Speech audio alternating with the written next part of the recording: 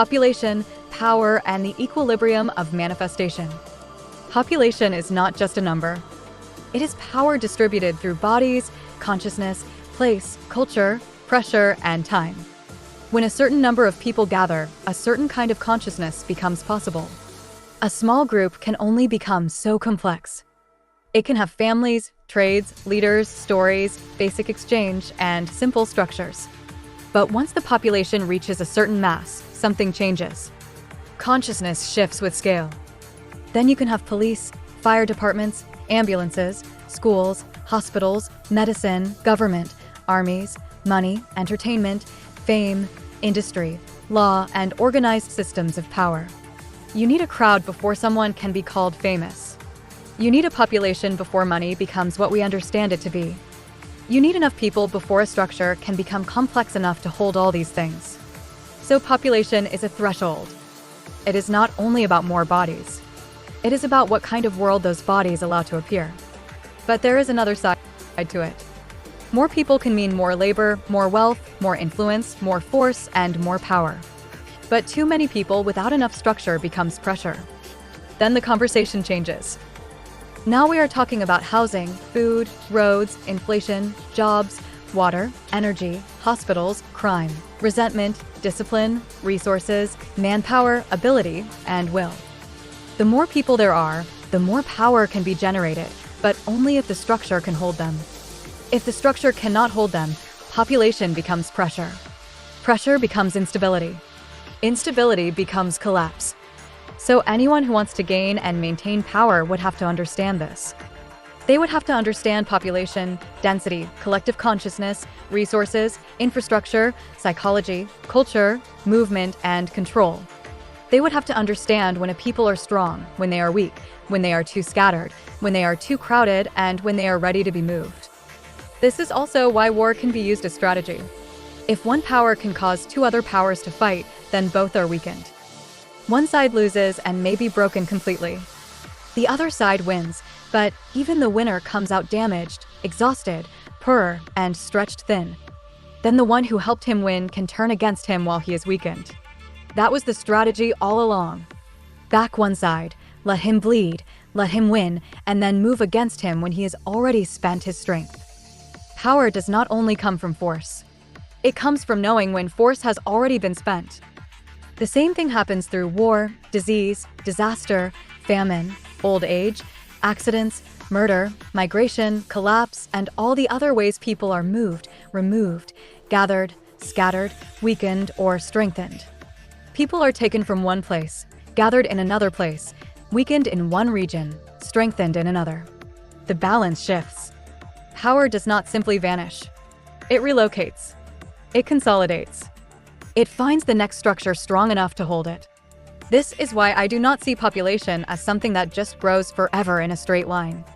I do not believe endless exponential growth is the true pattern. There is an equilibrium. There is a balance. Reality does not simply go one way forever past the natural limit of the form that carries it. That is why Zeus throws down lightning. That is why Gaia shakes her back. That is why Atlas carries the weight and throws around the stones.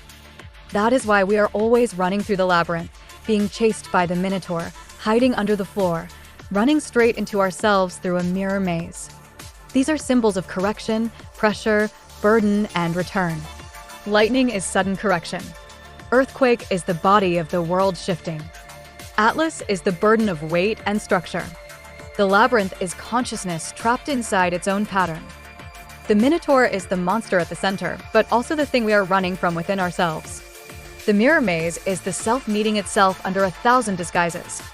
So when a mountain crumbles, or the earth shakes, or waters rise, or disease spreads, or war breaks out, it is not only destruction. It is also a terrible kind of rebalancing. It is a shake. It is compost. It breaks down forms so something else can settle, feed, grow, and reorganize. I am not saying suffering is good. I am not saying human evil should be excused. I am saying that nothing is outside the whole. The way I understand it, there is only God, even though even that word cannot truly contain what I mean. There is no thing that is a thing outside of God. Every wave, every pressure, every atom, every thought, every action, every reaction, Every birth, every death, every form, every movement, everything that we name as a thing, all of it is within the divine reality. Even the terrible things are not outside of it. War, murder, disease, disaster, death, collapse, evil, suffering, and fear are not outside the whole. That does not make them good in the human sense. It means they are not separate from the totality of what is. God is the source, the cause, the effect, the action, the reaction, the beginning, the end, the all, and everything in between.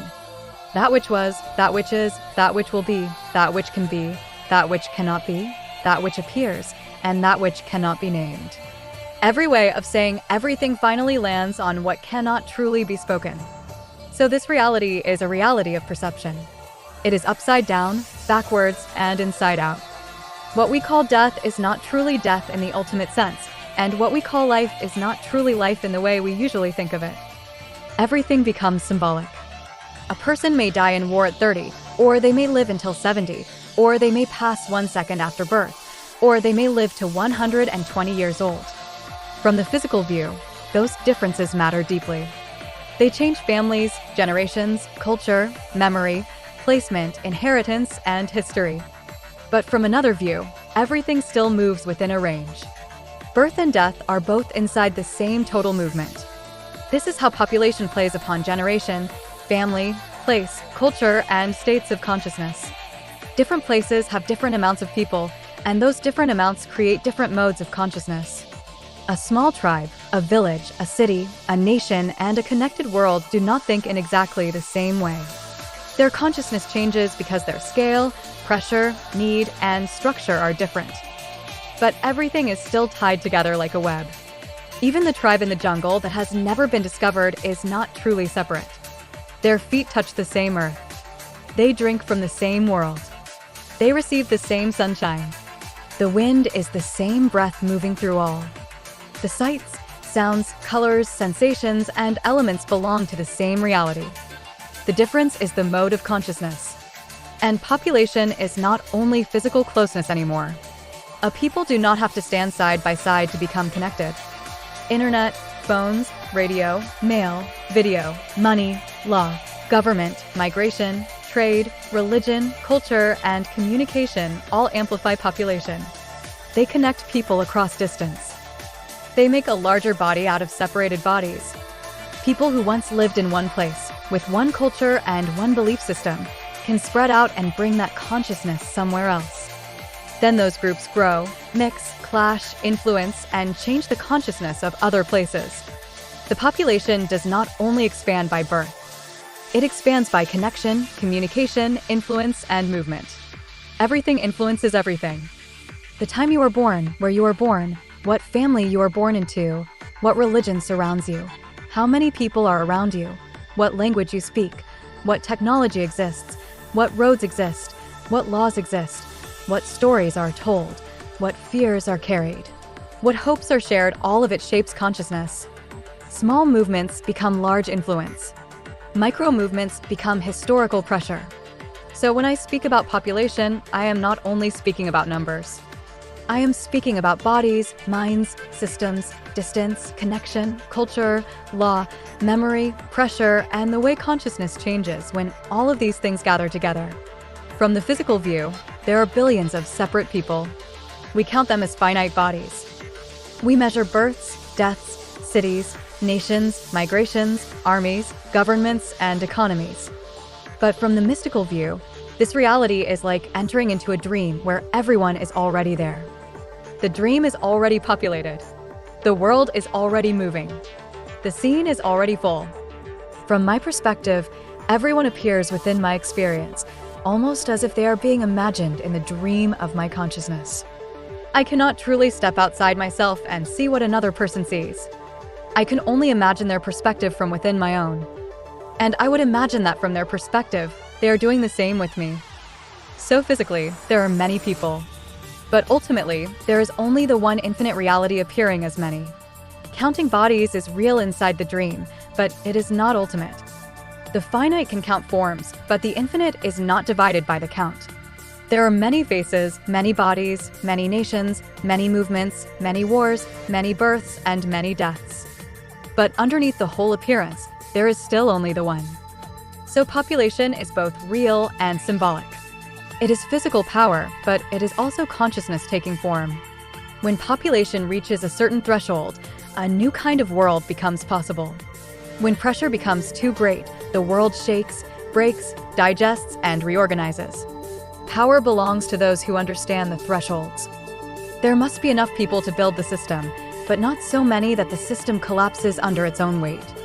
There must be enough builders, workers, thinkers, organizers, protectors, healers, and creators. Too many bosses and not enough builders, and the structure becomes hollow. Too many bodies and not enough order, and the structure becomes unstable. Population creates the possibility of civilization.